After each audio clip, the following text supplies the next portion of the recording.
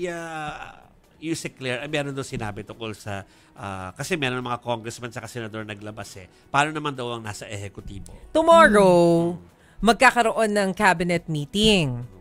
Doon nila pag-uusapan kung ano yung plano nilang gawin dito sa SALN. Pero hindi masabi ni Yusek Castro kung ang ibig bang sabihin nun, malaki na yung chance na kusa silang maglalabas ng SALN kasi hindi naman siya kasama dun sa meeting. Kasama namin siya dun sa ASEAN Summit. So mukhang tong cabinet meeting na to, mga secretaries lang, wala si President Marcos kasi nga palipad na kami papunta ng Kuala Lumpur, Malaysia for the ASEAN Summit. Ang pag-uusapan ng mga cabinet secretaries dito, tungkol doon sa pag-i-issue ng SALN. Sabado di ba? Ito po yung sinabi dyan ni Yusek Castro. Pag-uusapan po ito ng cabinet members bukas po. Magkakaroon po yata sila ng pagpupulong. Tignan po natin kung ano po ang nararapat.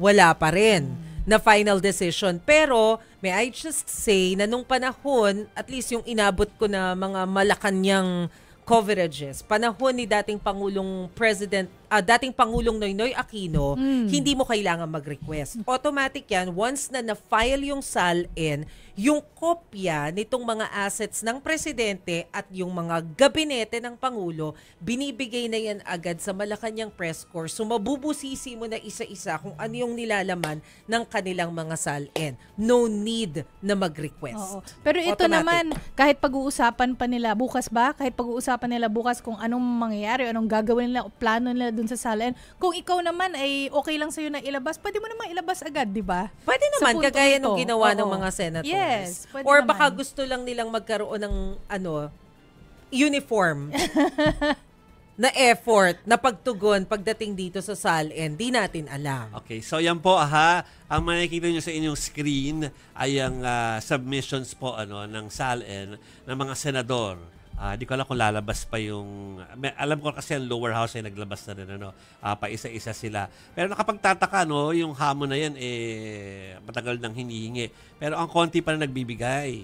Ilan ng senador, ilan ng mga congressman, ba't parang hindi lahat naglalabas pa? Huy, at saka... Ano ba hinihintay natin? Oo, ano yung hesitation? Required ang pagfa-file ng SALN annually sa mga government officials at government employees. So, hindi naman mahirap na maglabas ng SALN kung gugustuhin talaga nila kasi naka-file naman yan taon-taon. Yan. Okay. Sige, mga kapatid. Yan po. Nakapublish naman po yan, pero yung busisiin po sa kanila pong mga website. Lalo na sa Senate and the lower house. Maidagdag ko lang, siguro yung mga baguhan na opisyal, hindi naman ako magugulat kung hindi sila makapaglabas agad. Kasi baka hindi pa sila nakakagawa. Kailan ba usually ang deadline? Hindi ko, July ba? At parang tama ba yung pagkaalala ko? Parang July yata. So hindi ko alam, baka hindi pa sila nakagawa kung July pa lang sila nanumpa.